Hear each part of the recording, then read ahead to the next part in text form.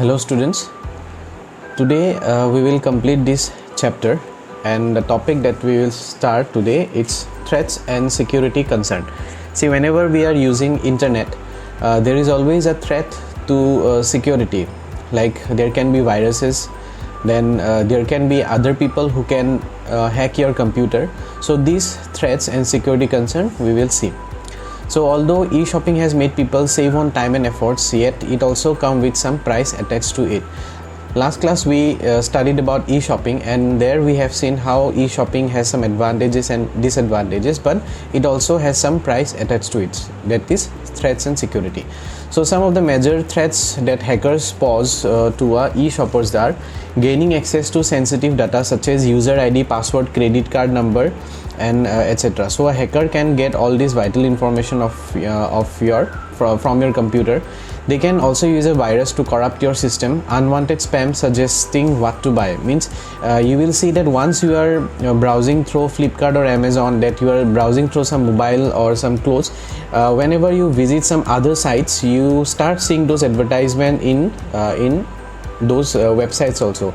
So these type of unwanted spam suggestions are also irritating sometimes. Gaining access to your shopping history, your shopping habits. So hackers can also see your shopping history. They can also have your check your shopping habits. What do you mostly shop? Then they can also access to your location details. You will see in computer or in mobile app also they ask for location details, and we normally allow, because if we disallow, the app does not respond. Security concern. This section describes the potential security attack methods from an attacker or a hacker. Tracking the shopper. Most common security concern is tricking the shopper, also known as social engineering techniques. These attacks involve surveillance of the shopper's behavior, gathering information to use against the shopper. So whoever starts shopping, the people means the hackers, they can actually put eye on that people and gather information about that people. Here you will see an example. A mother's maiden name is common challenge question used by numerous sites. If one of these sites is strict into giving away a password once the challenge question is provided, then not only this site has been compromised, but it is also likely that the shopper used the same login ID and password on the other site. So most commonly you will see people use the same username and password, because if you keep on changing username and password, you won't remember. So also there sometimes we have to give some security question, and if a hacker can easily guess your security question, then your username and password, it won't be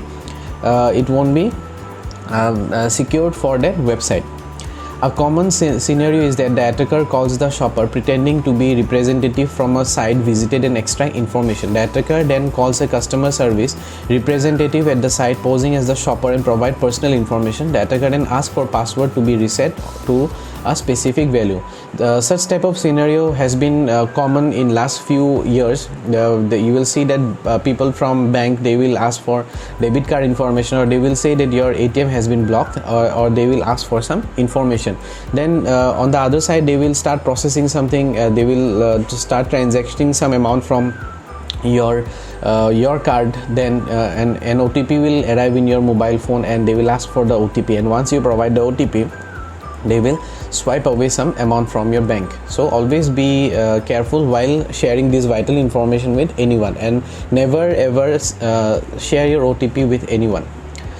Snooping the shopper's computer. Many users are unaware of the security concern and do not know much about the security features of their system, and hence fail to enable the security features. Attackers exploit this situation to their own benefit. For example, the attacker can use various techniques to gain entry into the user system in the absence of security features. Upon entry, they can scan your file system or personal information such as password. So same thing, they provide, they will enter some virus into the computer, and that virus will carry all the information, personal information to them. Then sniffing the network. In this scheme, the attacker monitors the data between the shopper computers and the server. He collects data about the shoppers or steal personal information such as credit cards number, and use such information for own benefit. So here the hacker will monitor the data between your computer and the shoppers or the Flipkarts. Let's say example, you are buying from Flipkart, the sniffer or the attacker will sniff, or means it's a technical term which is used here, but actually they will be monitoring the data between your computer and the server, and they can access your information if your computer does not have much security or those server does not have much security. Guessing password. Another common attack is to guess a user's password. This style of attack is manual or automated. So means if you use common password, they will try guessing your password, like your name, your surname, your date of birth, your email ID, your pet name. They will try guessing these passwords, and they will try to hack your account. So it is always suggested that you should combine your password with alphabets and numbers or some special characters, then capital letters, small letters. So you use such type of password. Phishing. Another common form of social engineering attacks are phishing schemes. Attackers use similar looking names for famous sites to collect authentication and registration information. For example, www.ibm.com shop is registered by attacker ibm.com/shop.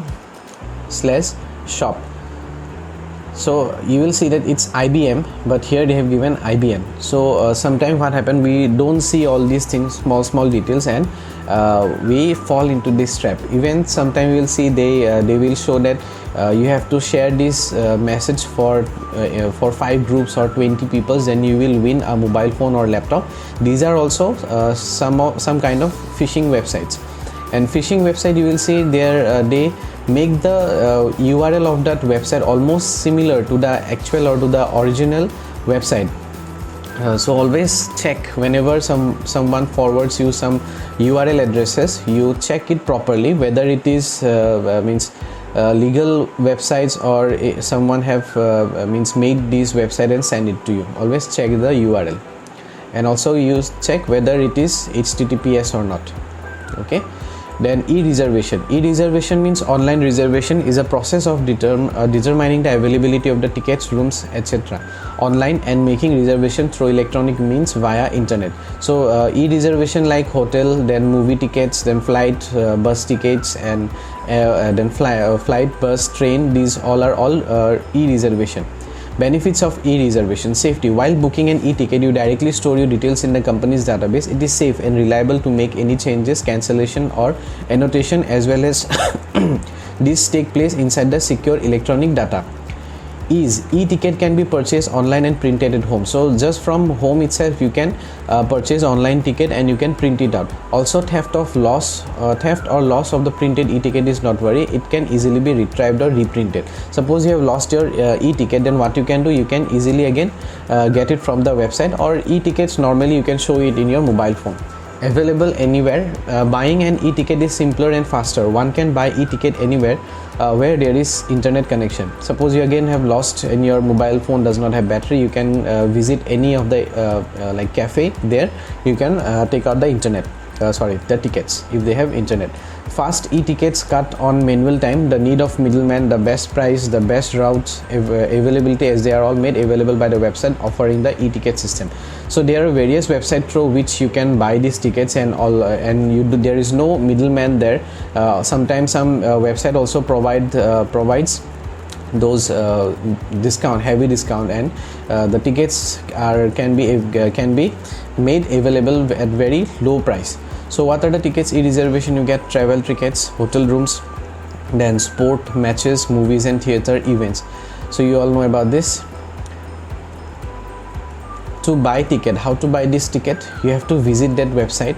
Then suppose you are searching for flight, you have to give from which place to where you are traveling. Will it be one way or it will be a round trip? Then you have to select the date, then number of person traveling, then you have to click on search flight.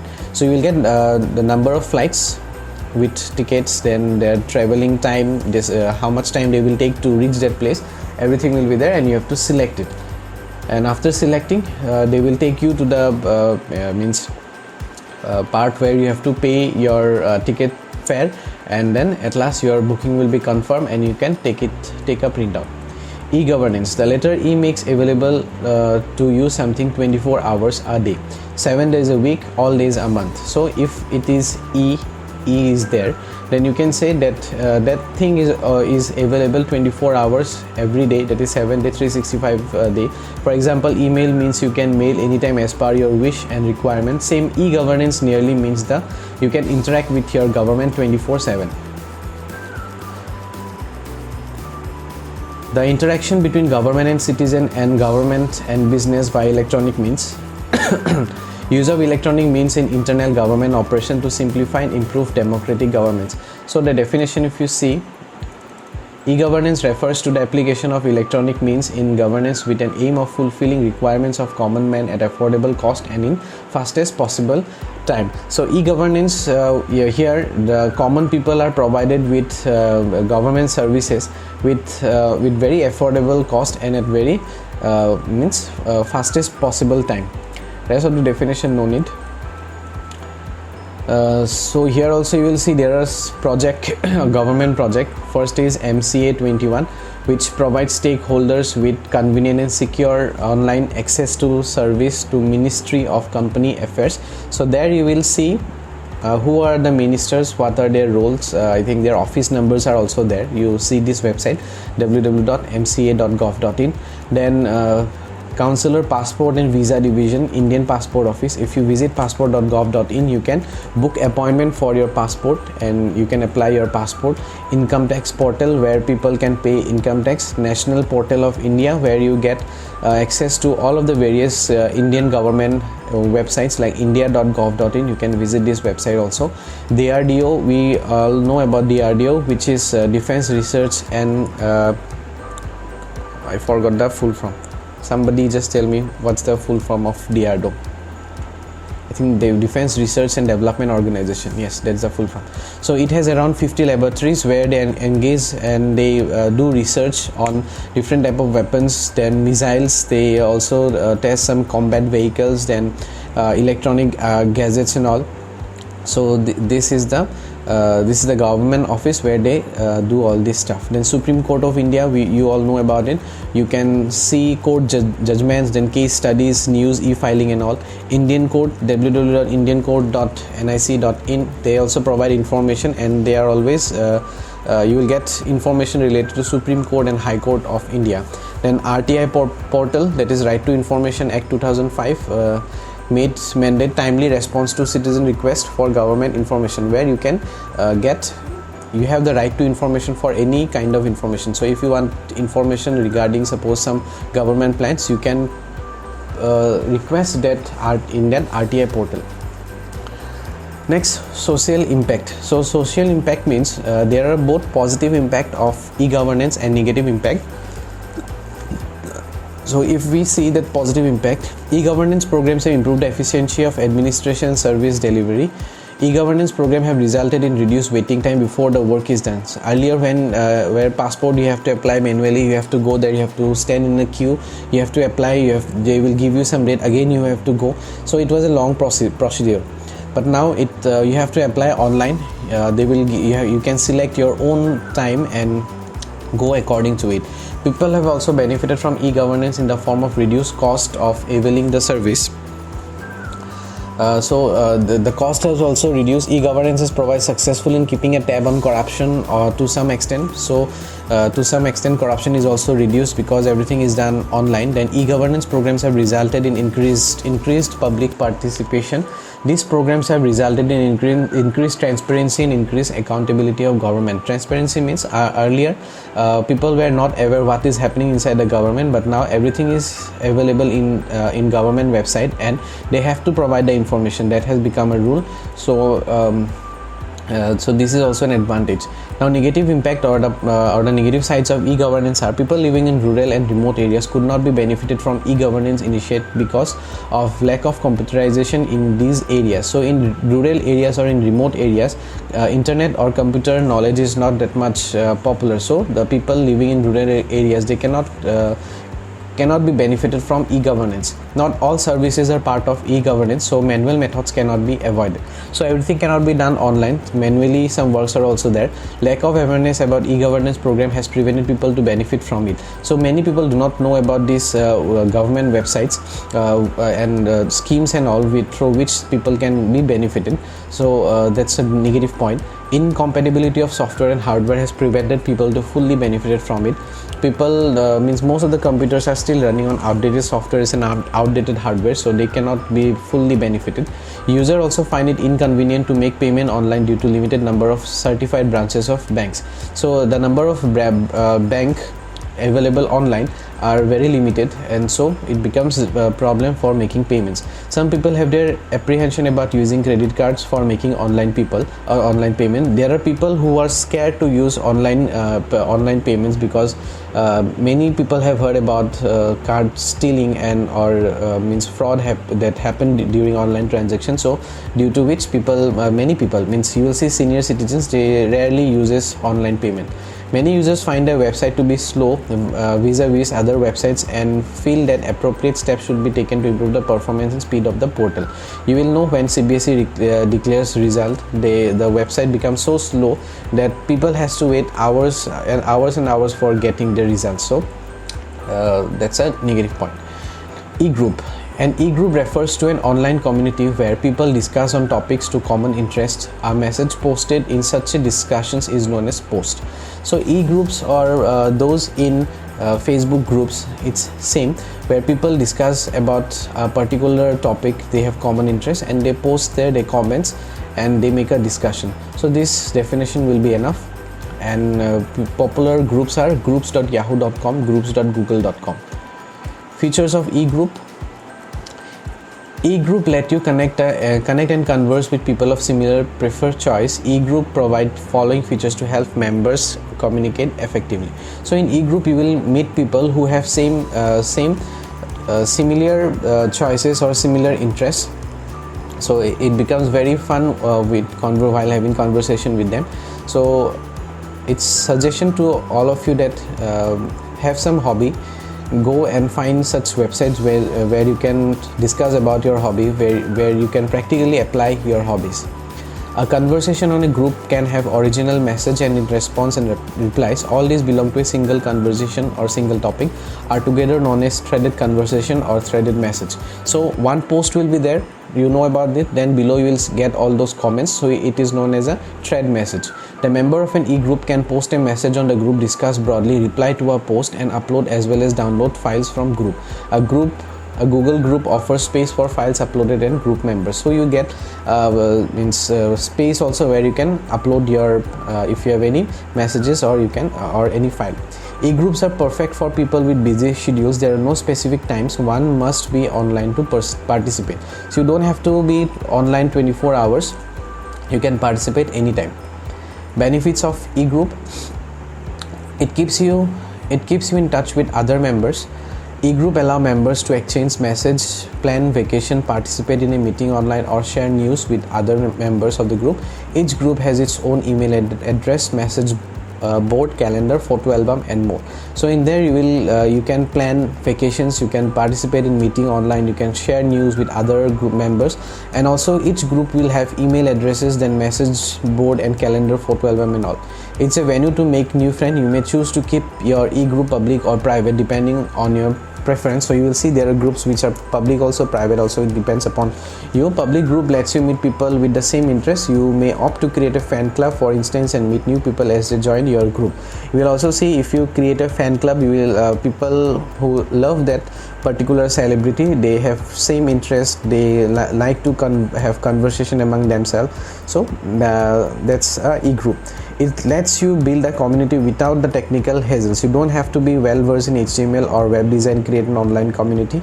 The entire process of creating and maintaining an e-group is very simple. So if you have any group, I think you already know that you don't have to write all those codes and all for making that e-group. Simply, if you have computer knowledge, you can easily create a group.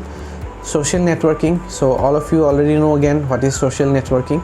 Social networking is a use of internet based social media program to make connection with friends, family, classmates, customers and clients, like Facebook, then Google Plus, LinkedIn, Twitter, Instagram. These are all social networking sites.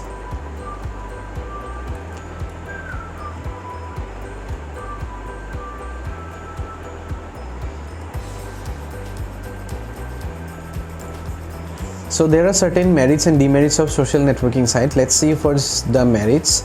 Easier to connect with people. It becomes very easy to connect with people, whoever is living outside India, or if it is not possible to meet them every day, you can actually meet them virtually through social networking sites. Easy to hold discussion and collect options. Suppose for example, now whenever I have to meet my friends, or we have to do some get together, we can easily discuss over social media. We can create a group and we can discuss there, because everyone is busy with their life. They have their own office hour, they have their own free hour. So depending on their free time, they can easily have participate in discussion in that social networking. Then interactive involvement. There is always an interaction with other people with having same interest and all. Bring more awareness through social media. You will see people are now spreading awareness programs. They share these messages and all. So awareness means to spread awareness. Social media is a very nice way.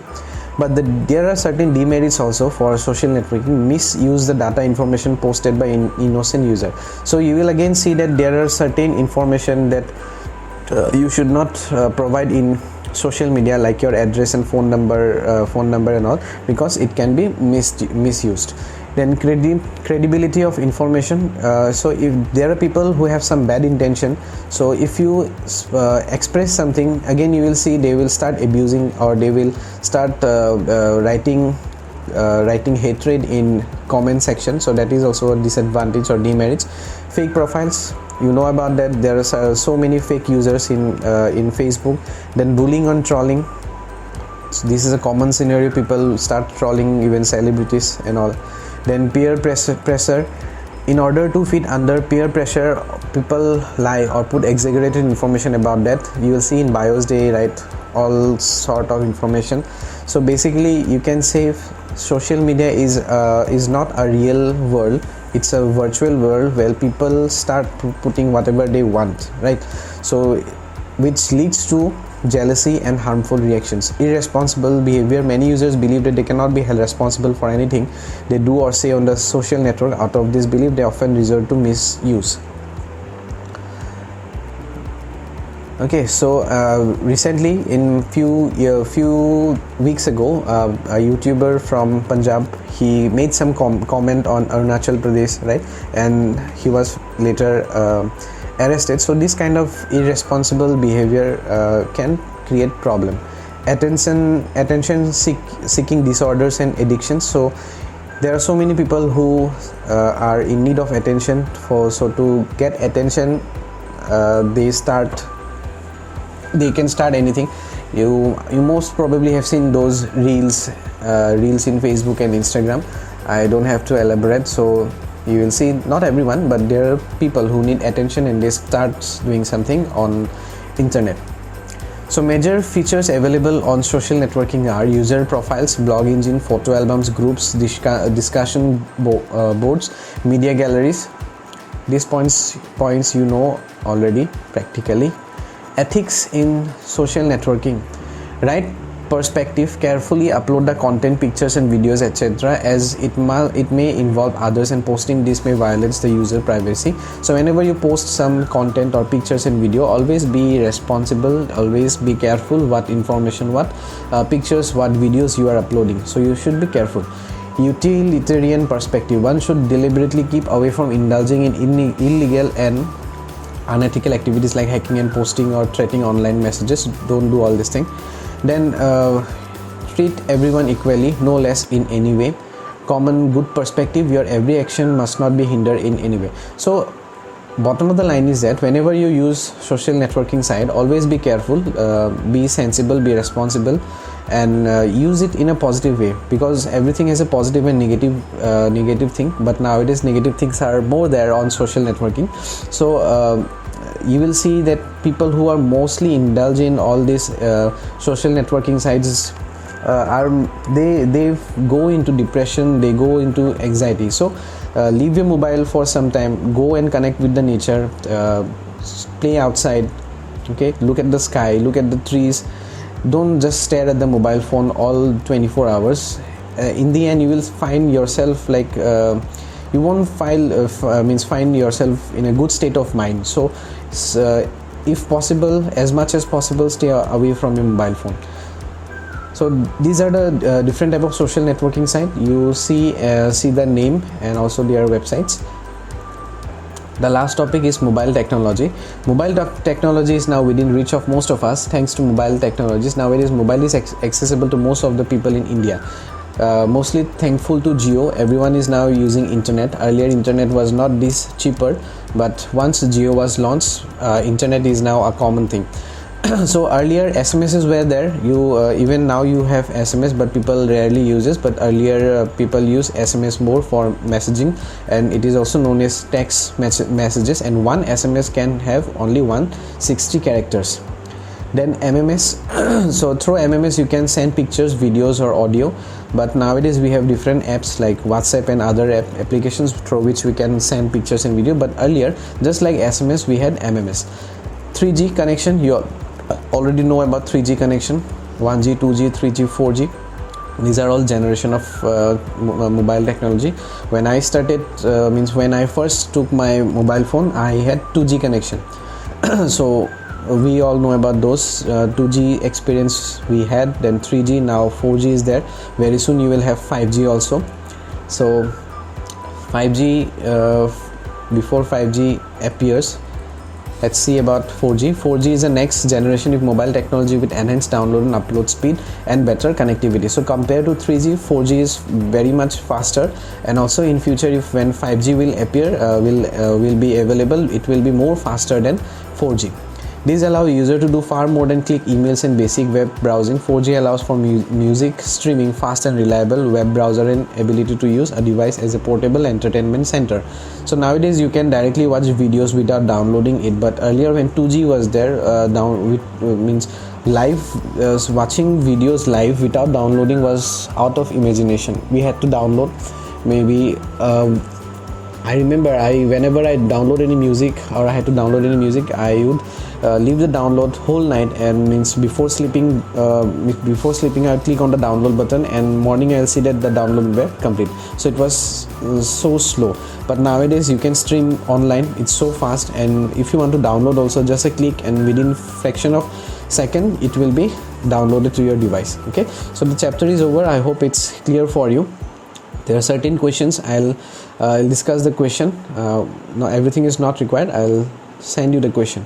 Okay, so thank you very much.